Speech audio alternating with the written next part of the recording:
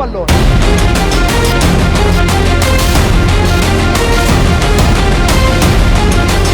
¡Oh, la pelota suelta, gol! Filippo Inzaghi, oportunista, cazadores, marca el segundo en su cuenta particular en el partido. Cambio de orientación. Me parece que fíjate que error defensivo entre Ismael y Lizarazo, pero ese cambio de orientación y ese control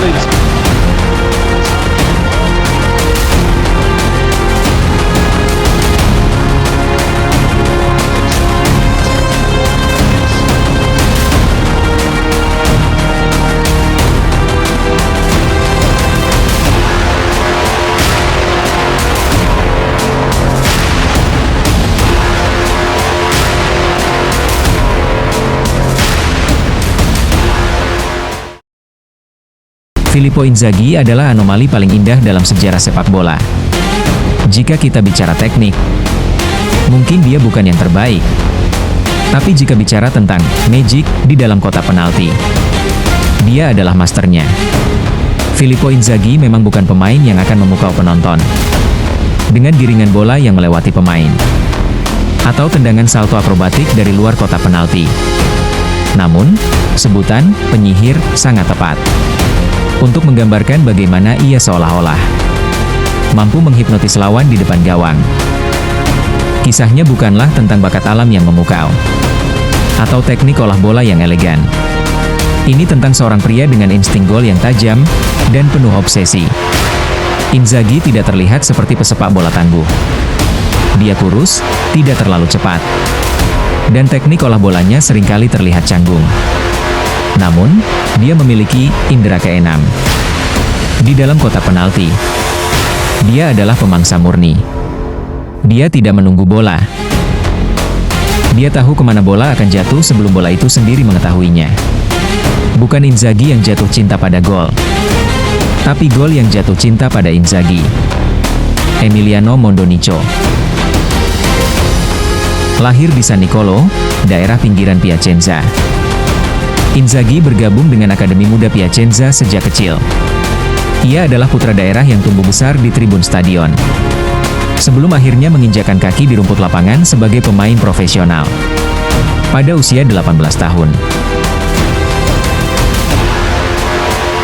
Di awal karirnya, Inzaghi tidak langsung menjadi pilihan utama. Ia sempat dipinjamkan ke klub kasta bawah untuk mencari jam terbang. Masa peminjaman ini membuktikan bahwa Pippo punya insting gol yang tidak bisa diajarkan. Ia selalu berada di waktu dan tempat yang tepat.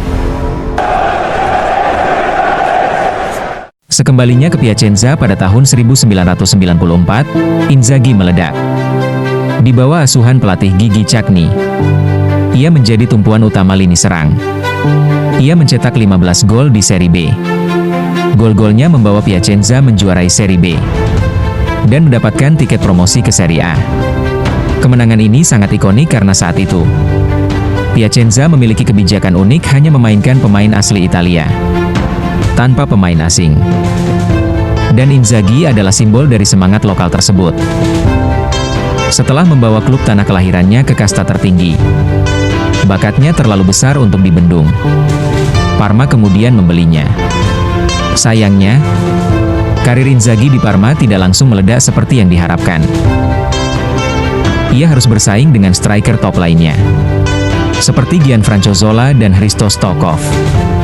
Dan salah satu alasan utama mengapa ia gagal bersinar di Ennio Tardini adalah cedera kaki parah yang dialaminya di pertengahan musim.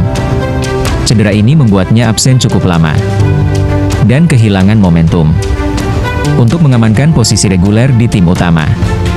Parma akhirnya memutuskan untuk menjual Inzaghi ke Atalanta. Pada musim berikutnya, 1996-1997.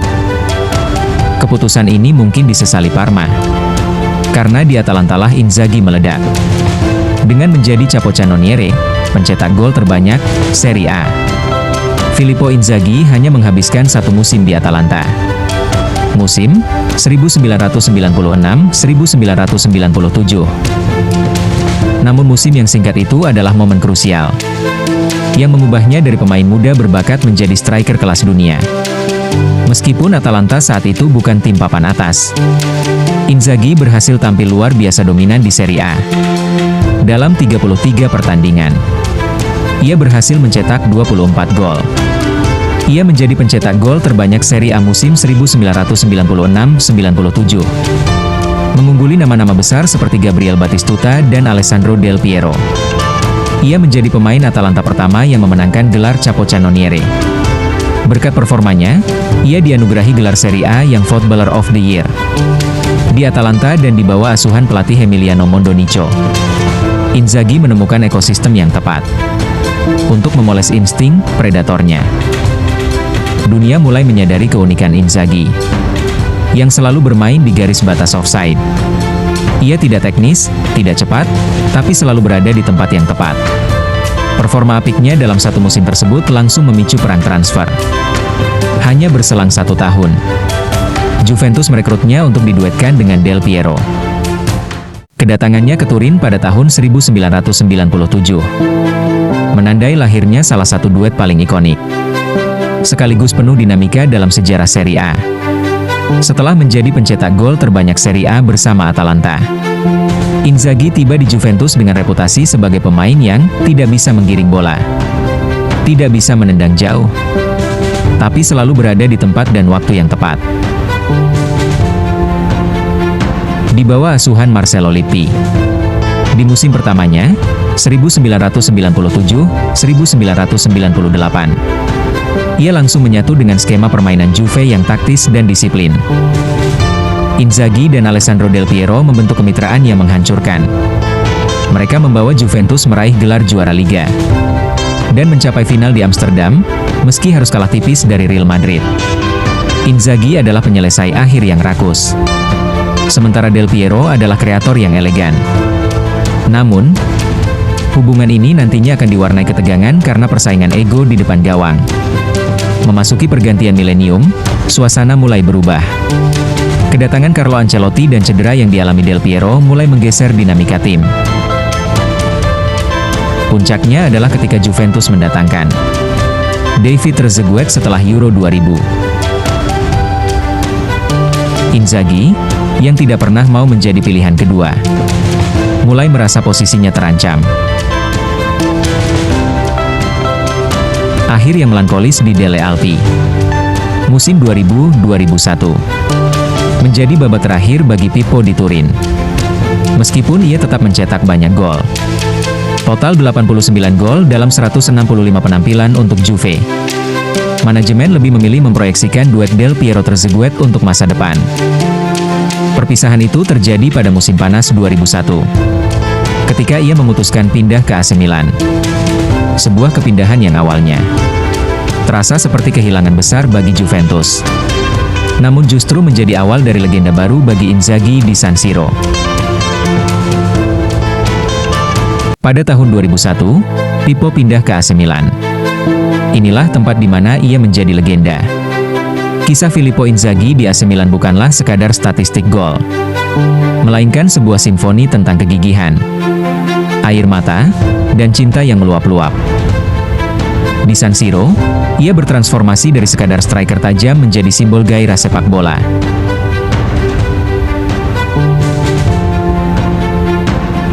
Setelah kekecewaan mendalam di Istanbul 2005, Inzaghi datang ke final Liga Champions 2007 dengan beban sejarah.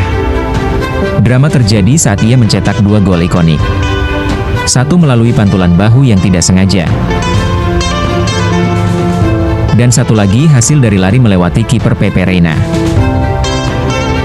Selebrasi Inzaghi saat itu, berlutut, berteriak ke langit, dan menggetarkan jaring gawang. Menjadi gambar abadi tentang bagaimana rasa lega dan kebahagiaan murni bercampur menjadi satu.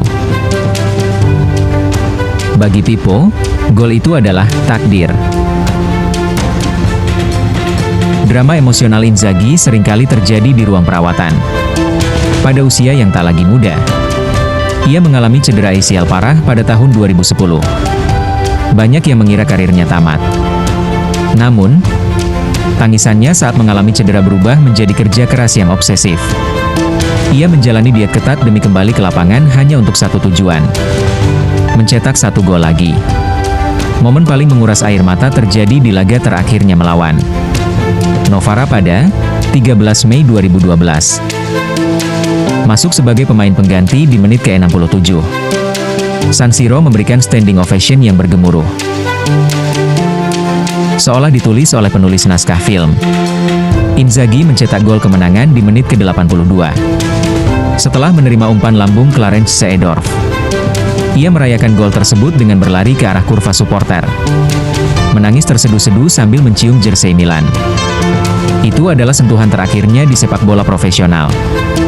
Setelah peluit akhir, ia berlutut di tengah lapangan, menyentuh rumput San Siro untuk terakhir kalinya dalam suasana yang sangat melankolis. Perjalanan Inzaghi di Milan adalah bukti bahwa dalam sepak bola, logika seringkali kalah oleh kekuatan perasaan. Ia membuktikan bahwa seorang pemain bisa menjadi legenda, bukan karena teknik yang sempurna, melainkan karena hati yang ia tinggalkan di lapangan.